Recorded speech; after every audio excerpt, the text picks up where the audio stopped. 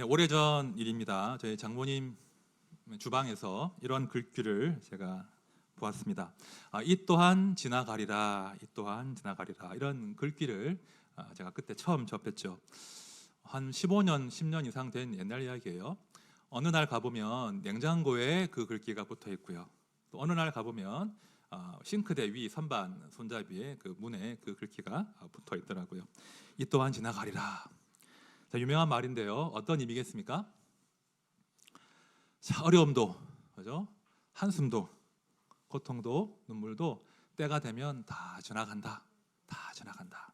그러니까 지금 조금 위태롭고 앞이 보이지 않을지라도 견디자, 참자, 이겨내자. 그런 격려의 의미가 담긴 그런 문구이지요. 제가 그때 좀 젊었을 때는 그 의미가 크게 와닿지는 않았습니다. 그런데 나이가 들면 들수록 이 또한 지나가리라, 이 글귀의 의미가 무엇인지 또 마음에 새기게 됩니다. 그런데요, 제가 찾아보니까요, 이 글귀는요, 고통 중에 있는 사람에게만 해당되는 글귀가 아니었더라고요. 이 글귀에 관한 재밌는 이야기를 제가 하나 들려드릴게요. 이런 이야기입니다. 어느 날 다윗 왕이 반지 세공사를 불러요. 그리고 명령을 합니다. 나에게 아름다운 반지를 하나 만들어 다오. 그런데 그 반지에 글귀를 새겼는데 내가 큰 승리를 거두어서 교만해질 때 교만해지지 않도록, 혹은 반대로 내가 큰 실패를 경험해서 내가 낙담하고 절망할 때도 다시 용기를 낼 수 있도록 그런 글귀를 그 반지에 새겨다오. 이렇게 반지 세공사에게 명령을 해요. 세공사가 이제 어명을 받들고 아름다운 반지를 만듭니다. 그런데 어떤 글귀를 새겨놔야 할지 도무지 떠오르지가 않는 거예요. 몇 날 며칠을 고민하다가 다윗의 아들 솔로몬을 찾아가요. 그죠? 지혜의 왕자로 소문이 났었거든요. 솔로몬에게 사정을 설명하고 어떤 글귀를 써놔야 될까요? 라고 물어봤더니 그가 말한 글귀가 바로 이 또한 지나가리라 였다. 이런 이야기가 있습니다. 이 글귀를 넣어서 반지를 새겨서 왕에게 드리니까 왕이 흡족해하면서 큰 상을 내렸더라. 이런 이야기예요. 여러분, 우리는요, 교만할 이유도 없고 낙심하고 절망할 이유도 없습니다. 왜 그럴까요? 이 또한 지나갈 것이기 때문입니다. 그런데 그냥 막 지나가는 것이 아니라 신실하신 하나님께서, 공의로우신 하나님께서 이 땅도 우리 인생도 당신의 그 신실함으로 이끌어 가시기 때문이에요. 그래서 우리는 교만할 이유도 없고 절망할 이유도 없습니다. 여러분, 사람의 교만도 사람의 절망도 다 지나갑니다. 다 사라져요.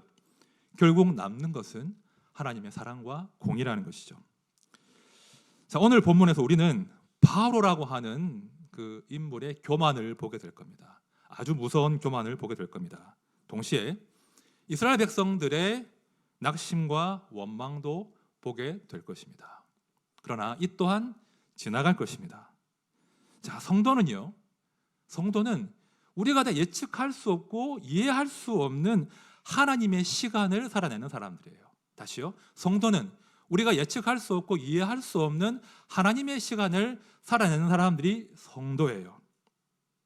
저는 오늘 말씀을 통해서 그 시간들을 어떻게 통과해야 되는 것인지, 그 이해할 수 없는 시간들을 어떻게 통과해야 할지 하나님의 지혜와 마음을 구하는 시간 되면 참 좋겠습니다. 이제 한번 말씀으로 들어가 보겠습니다. 자, 1절 말씀 제가 다시 볼게요. 그 후에 모세와 아론이 바로에게 가서 이르되 이스라엘의 하나님 여호와께서 이렇게 말씀하시기를 내 백성을 보내라. 그러면 그들이 광야에서 내 앞에 절기를 지킬 것이니라 하셨나이다. 자, 모세가 드디어 바로 앞에 당당하게 섭니다. 그리고는 하나님의 메시지를 전합니다. 자, 한글 성경은요, 순서가 바뀌어 있는데요, 원문을 보면 이래요. 여호와 이스라엘의 엘로힘께서 말씀하시기를, 이렇게 이제 메시지가 시작됩니다. 이미 말씀드린 대로 이집트에 얼마나 신이 많습니까? 그죠? 너무나 많은 신이 있기 때문에 이스라엘의 하나님의 고유한 이름 여호와를 선명하게 밝힌 다음에 여호와의 메시지를 전하는 겁니다. 자, 메시지의 내용이 뭐죠? 내 백성을 보내라. 그러면 그들이 광야에서 내 앞에 절기를 지킬 것이다. 보내라. 이렇게 말씀하시는 거예요. 그러니까 지금 하나님께서는 바로와 협상하시는 거 아니에요, 그죠? 바로와 협상하시는 게 아니라 아주 단호하게 바로에게 명령을 전달하십니다. 자, 그런데 말입니다. 이 바로가 이 명령을 전달받았는데 조금도 주저하지 않고 바로 반응을 하네요. 자, 2절 말씀을 우리가 다 함께 읽을 텐데 우리가 바로처럼 아주 교만하게 한번 2절 말씀을 읽어보도록 하겠습니다. 교만하게요. 시작. 바로가 이르되 여호와가 누구이기에 내가 그의 목소리를 듣고 이스라엘을 보내겠느냐? 나는 여호와를 알지 못하니 이스라엘을 보내지 아니하리라. 바로가 지금 코웃음을 치는 겁니다. 아주 거만하게 말하는 거예요. 여호와가 누구냐? 나는 여호와라는 신의 이름을 들어본 적이 없다. 어디서 듣보 잡신, 듣지도 보지도 못한 잡신이 감히 나 바로 태양신의 그 화신인 바로에게 명령하는가? 이런 뉘앙스예요. 어디 감히 여호와가 이 듣보 잡신이 나 바로에게 태양신의 화신에게 감히 명령하는가? 나는 이스라엘을 보내지 않을 것이다 라고 바로가 세게 나옵니다. 바로가 이제 굉장히 강하게 이제 반응하잖아요. 자, 여러분이 이 상황에 처한 모세라면 어떻게 반응하시고 어떻게 대응하시겠습니까? 바로한테 1번, 더욱 강력하게 경고한다. 더욱 바로에게 강력하게 경고한다. 모세가 들은 하나님의 약속의 말씀이 있잖아요. 어떤 말씀이었죠? 바로가 이스라엘을 보내주지 않으면 내가 바로의 아들을 죽일 것이다. 그 말씀을 이미 하셨거든요. 네가 감히 여호와의 명령을 거절해? 이제 하나님께서 너의 아들을 죽이실 것이다 라고 경고하는 것, 이것이 1번 선택지예요. 1번. 2번, 세게 나오니까 일단 물러간다. 일단 물러가서 하나님께 바로를 혼내주려고 한다. 하나님, 바로가 하나님 말씀 안 듣네요. 하나님 누군지 모르겠다고 하네요. 여호와를 모르겠다고 하네요. 이제 저는 할 일 다 했으니까 하나님도 혼내주십시오. 알아서 하십시오. 2번, 뭐 하시겠습니까? 속으로만 답해 보십시오. 강하게 나간다. 하나님께 부탁한다. 자, 그런데 말입니다.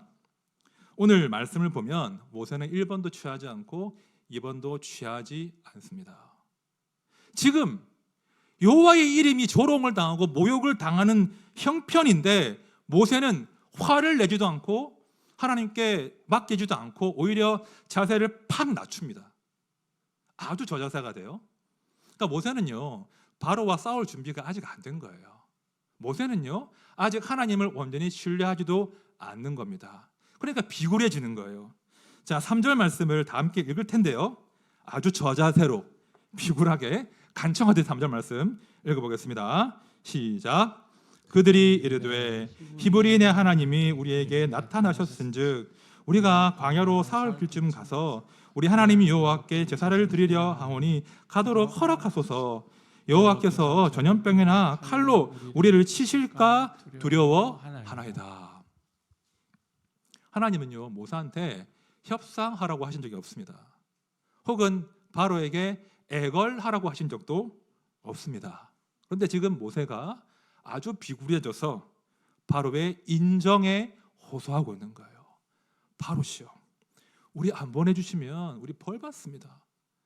우리 하나님께 제사 드리지 않으면 하나님이 노하셔서 우리 다 죽습니다 라고 지금 호소하고 있는 거예요. 이게요, 모세가 엄청난 패착을 지금 두는 겁니다. 여러분, 하나님께서 언제 바로가 이스라엘을 보내주지 않으면 이스라엘을 전염병이나 칼로 치신다고 한 적이 있었던가요? 없었거든요. 하나님은 오히려 바로의 아들을 치실 것이라고 했는데 지금 모세는 우리 안 보내주시면 여호와가 우리를 치실 거예요, 우리 죽을 거예요 라고 하면서 낮은 자세로 위축되어서 바로의 인정에 호소하고 있는 거예요. 여러분, 이 게임은요 이미 진 게임이에요. 이런 대화는 이미 진 겁니다. 바로가 모를 리가 없잖아요. 바로가 그 모세의 위축된 마음을 모를 리가 없거든요. 나쁜 사람들은요 위축되면 더 해요. 지금 바로가 그런 거예요. 모세가 위축되자 더 기고만장해서 바로가 모세를 제압하기 시작합니다. 자, 4절 이후의 말씀을 쭉 보시면요, 하나님의 메시지는 다 사라져 버려요. 메시지는 다 사라지고 바로 태양신의 화신 바로가 자신의 힘과 권세를 과시하기 시작합니다.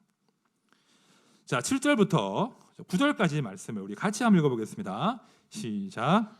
너희는 백성에게 다시는 벽돌에 쓸 짚을 전과 같이 주지 말고 그들이 가서 스스로 짚을 줍게 하라. 또 그들이 전에 만든 벽돌 수요대로 그들에게 만들게 하고 감하지 말라. 그들이 게으름으로 소리질러 이르기를 우리가 가서 우리 하나님께 제사를 드리자 하나니 그 사람들의 노동을 무겁게 함으로 수고롭게 하여 그들로 거짓말을 듣지 않게 하라. 자, 이 난감한 상황이 이해가 되시죠? 자, 속담이 하나 떠오릅니다. 모세 입장에서 혹대로 왔다가 혹 하나 더 붙인다. 지금 그런 상황이 된 거예요. 그죠? 혹대로 왔는데, 그죠? 이스라엘을 구원하러 왔는데 더 바로가 기세등등해서 이스라엘을 학대하는 상황이 된 것입니다. 여러분, 질문 하나 생깁니다. 바로는 그냥 거절하면 되잖아요. 그냥 거절하면 될 텐데 왜 이스라엘을 지금 더 가혹하게 학대하는 말도 안 되는 조치를 지금 취한 것입니까? 왜 그렇게 했을까요? 자, 지금 바로는요, 여호와라는 신과 자존심 싸움을 시작하는 거예요.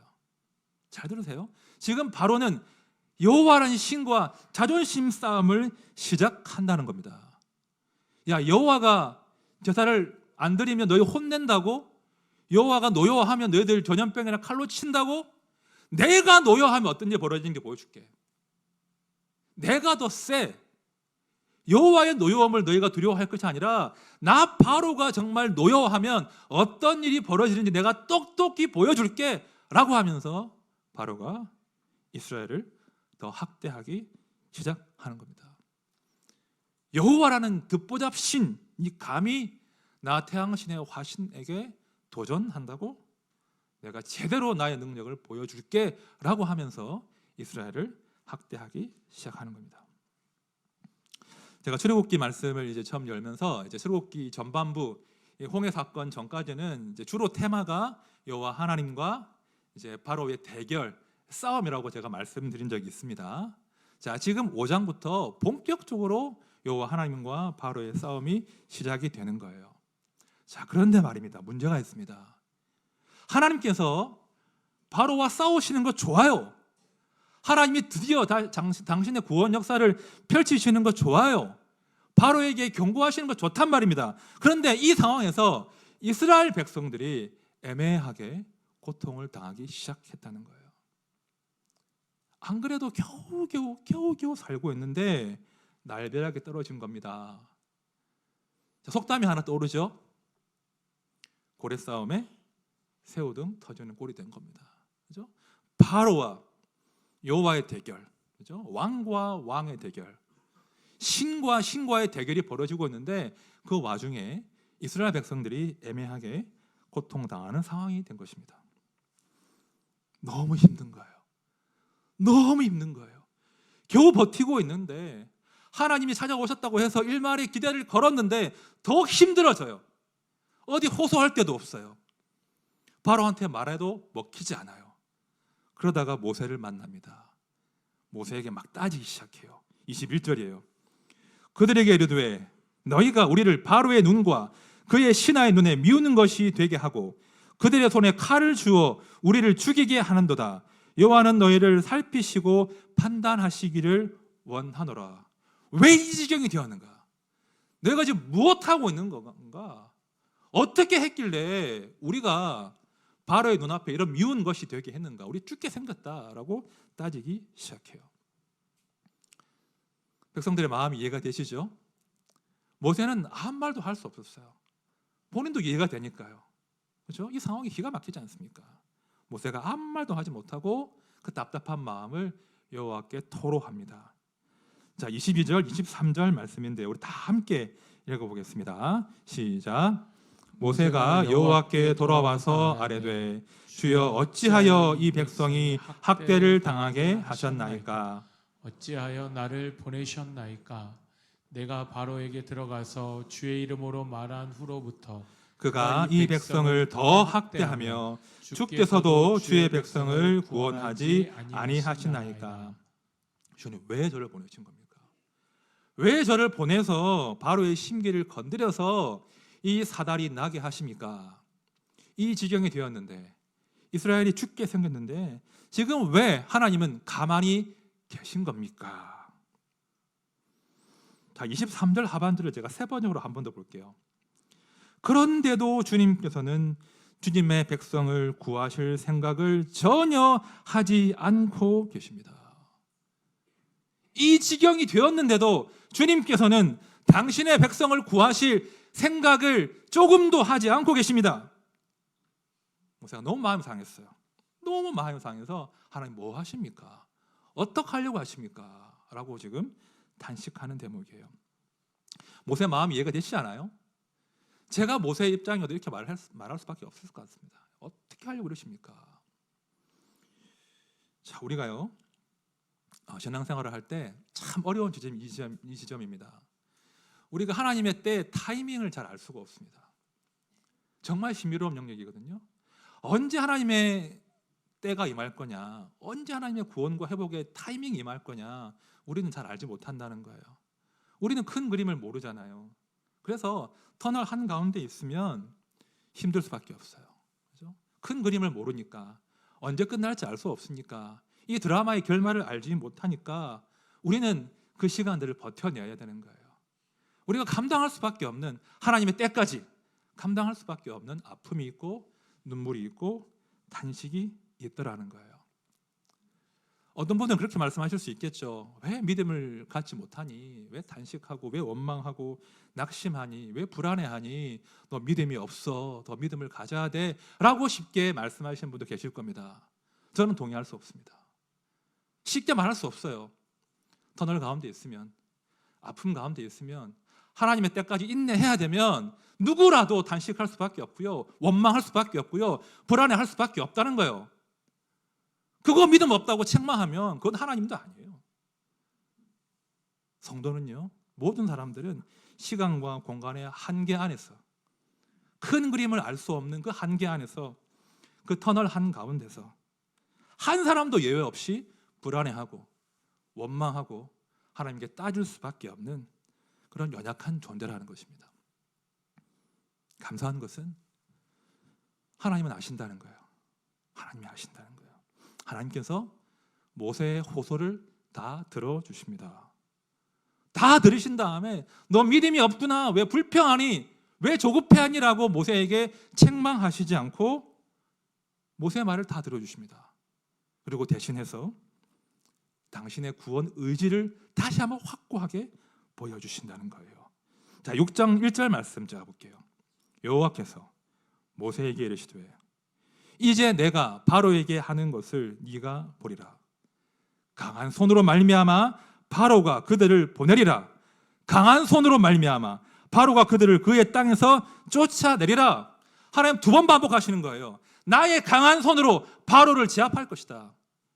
이제 얼마 남지 않았다. 내가 반드시 바로를 제압할 것이고 학대당하는 내 백성 이스라엘을 내 강한 손으로 구원하겠다라고 당신의 구원 의지를 천명하십니다. 이 또한 지나갈 것이다. 내가 바로의 교만도 꺾을 것이고 이스라엘의 낙심과 절망도 내가 내 손으로 구원할 것이다. 너희가 마침내 나를 알게 될 것이다. 힘내라. 이게 6장 1절에 담긴 하나님의 마음이에요. 자, 우리 시대가 말입니다. 이런저런 바로들이 너무나 많습니다. 바로가 너무 많아요.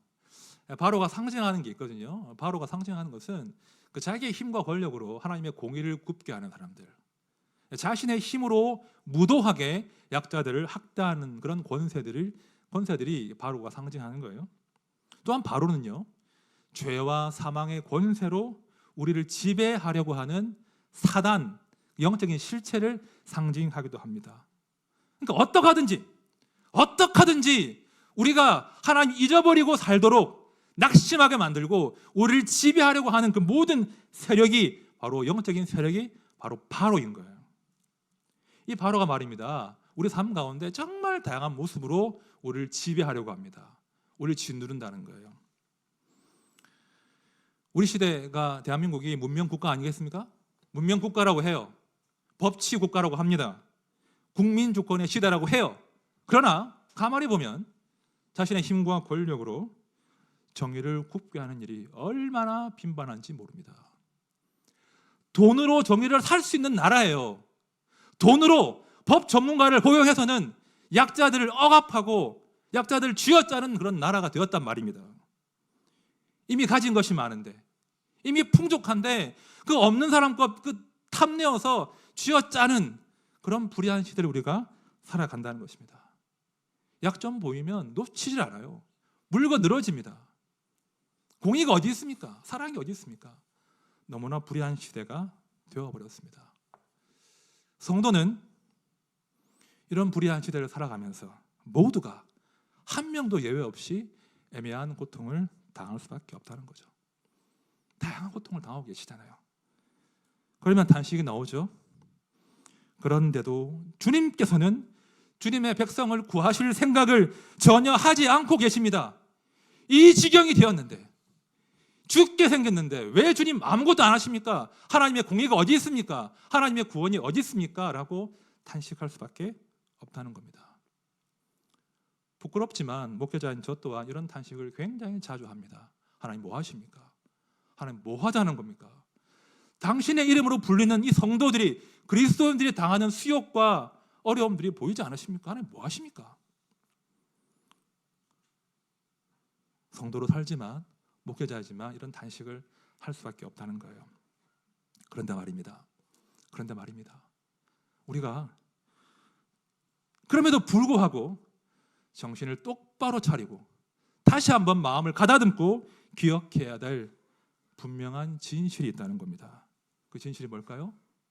하나님께서 이 모든 불의한 것들을 다 보고 계신다는 것입니다.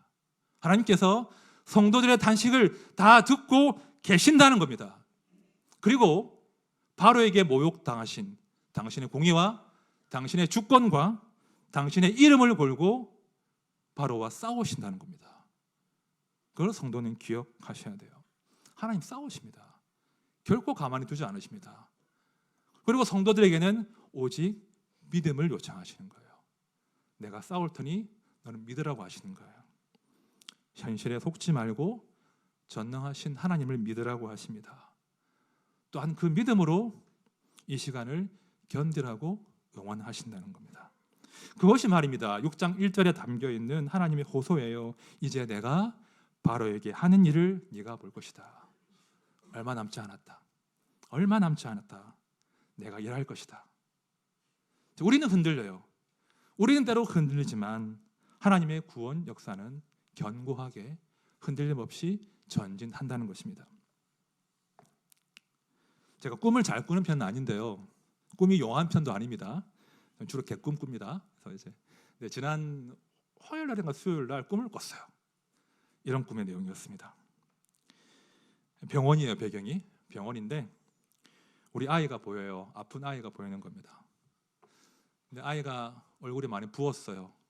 치료가 힘들었는지 아이의 본래 모습이 없고 얼굴이 많이 붓고 힘겨워 보여요. 제가 너무 마음이 안 좋아서 아이를 꽉 안아주었습니다. 꽉 안고 아이의 귀에다 대고 이렇게 말했죠. 하나님께서 예보미를 지켜주실 거야. 예보미를 낫게 하실 거야. 그렇게 이야기를 한 다음에 제가 기도를 해주었어요. 하나님, 우리 예보미를 지켜주십시오. 우리 예보미를 낫게 해주십시오. 기도했어요. 꿈에서. 그런데 말입니다. 제가 기도를 마쳤는데 우리 아이가 너무나 또렷하게, 너무나 힘있게 아멘이라고 기도를 바치는 거예요. 우리 아이가 아멘이라고 하는 거예요. 제가 우리 아이의 아멘 소리를 들어본 적이 없거든요. 꿈에서 우리 아이가 아멘이라고 합니다. 제가 아이 얼굴 이렇게 보는데 붓기가 다 빠지고 생기가 돌고 생글생글 웃고 있는 거예요. 그런 아이의 얼굴을 보고 제가 꿈에서 깼습니다. 꿈에서 깨자마자 좋은 꿈이잖아요, 그죠? 너무 좋은 꿈이어서 제가 잊어버리지 않도록 다 기록을 했습니다. 꿈의 내용을 다 기록하고 제가 그날 아침에 말씀을 묵상하고 기도하는데 하나님이 이런 마음을 저한테 강하게 주셨습니다. 제가 말입니다. 꿈 내용 자체보다 뭐가 좋았냐면 아이의 아멘 소리가 너무 좋았거든요. 아이의 그 아멘 소리, 그 힘 있는, 그 확신에 찬 그 아멘 소리가 너무 기뻤거든요. 근데 저한테 어떤 마음을 주시냐면 우리 하나님께서도 우리의 아멘 소리를 기뻐하시겠구나, 그런 마음을 주셨다는 거예요. 그걸 깨달았어요. 하나님, 제가 힘겹지만 주님을 신뢰합니다. 주님의 약속의 말씀을 아멘으로 신뢰합니다. 우리 하나님은요, 그 고백을 너무나 기뻐하시고 그 고백을 기다리고 계신다는 거예요. 제가 그날 아침에 그걸 깨닫고 얼마나 기뻤는지 몰라요. 하나님께서 우리에게 뭘 원하시는가. 여러분, 현실은 항상 우리를 속입니다. 그렇죠? 터널 가운데 있으면 우리는 알 수가 없습니다. 터널 어디쯤을 지나고 있는 것인지, 끝이 있기는 한 것인지, 하나님이 정말 나와 함께 하기는 하시는 건지, 나를 위해, 성도를 위해 싸우기는 하시는 건지, 악한 자들이 큰 소리 치고 있는데 과연 언제쯤 그 악을 하나님이 제압하실 것인지 우리는 탄식할 수밖에 없어요. 모두가 그래요. 그러나 여러분, 현실이 우리를 속일지라도, 지금 당장 어둠이 득세할지라도 하나님의 약속을 붙들고 아멘 하시면 좋겠습니다. 약속을 붙들고 아멘 하셔야 돼요. 이제 내가 바로에게 하는 것을 네가 보아라. 이제 내가 강한 손으로 바로를 제압하는 것을 네가 볼 것이다. 우리는 아멘 하는 거예요. 아멘. 주님이 하실 것입니다. 지금 힘겹지만 주님께서 마침내 이루어내실 것입니다. 아멘. 주님 행하십시오. 이것이 지금 우리가 할 수 있는, 성도가 할 수 있는 최고의 예배이고 최고의 감사인 줄로 믿습니다. 이제 말씀을 정리하겠습니다. 자, 성도에게는 두 가지 길을 선택할 수 있는 선택권이 있어요. 목적지는 동일해요. 우리의 목적지가 어디입니까? 하나님 나라, 천국, 그죠? 하나님께서 당신의 선하신 뜻과 사랑과 공의를 완전하게 펼치실 천국, 하나님 나라가 성도의 결국이에요. 성도의 결말은 모두가 해피엔딩이에요. 새드 엔딩이 없어요. 다 해피엔딩입니다. 문제는 그 해피엔딩으로 가는 그 길은 다를 수 있다는 거예요. 어떤 이는 성도로 살지만 하나님의 구원 열차에 올라탔지만 주로 원망하고 주로 불안해하고 주로 낙심하면서 그 길을 갈 수도 있습니다. 반대로 어떤 성도는 힘들지만 믿음으로 싸울 수 있어요. 믿음으로 원망과 불안과 두려움을 제압해 나가면서 그 길을 걸어갈 수도 있다는 것입니다. 줄 중 하나입니다. 어떤 길을 가야 되겠습니까? 그렇죠? 우리는요, 다시 한번 반복합니다. 교만할 이유도 없고 낙심에 빠질 이유도 없습니다. 왜냐하면 하나님께서 당신의 선하신 뜻대로 우리의 삶을 이끄실 것이기 때문입니다. 이 또한 지나갈 것입니다. 남는 것은 하나님의 사랑과 정의입니다. 내가 너를 구원할 것이다. 아멘. 주님, 지금 바로가 너를 학대하지만 내가 바로를 제압할 것이다. 아멘. 주님, 내 이름을 걸고 내 약속을 반드시 성취할 것이다. 아멘. 주님. 자, 이것이 우리가 버텨내야 될 시간들을 채우는 소리가 되어야 할 줄로 믿습니다. 그래서 우리 모두가 하나님의 시간들을 믿음으로 견디면서, 믿음으로 싸우면서 마침내 그 시간을 당당하게 영광스럽게 완주하시는, 통과하시는 모두가 되시기를 진심으로 축복드립니다. 찬양합시다. 우리 나의 주 나의 하나님이여 라는 찬양하시죠. 여러분, 성도의 힘은 여호와로 인하여 기뻐하는 것입니다. 그러니까 여호와를 알고 여호와를 기뻐하는 것이 성도의 힘이에요. 세상을 아는 것, 나의 약함을 아는 것은 나를 낙심하게 하거나 교만하게 만들 뿐이에요. 우리를 진실로 능력 있게 만드는 것은 여호와를 아는 것입니다. 그분을 기뻐하는 것입니다. 우리 찬양할 때, 주님, 내가 이 좋으신 하나님을 더 많이 알고 싶습니다. 내가 하나님께 더 가까이 나아가길 원합니다. 내가 하나님만을 더 갈망하는, 하나님만께만 집중하는 그런 삶을 제가 살아가고 싶습니다. 주여 저를 도와주십시오. 우리 찬양합시다.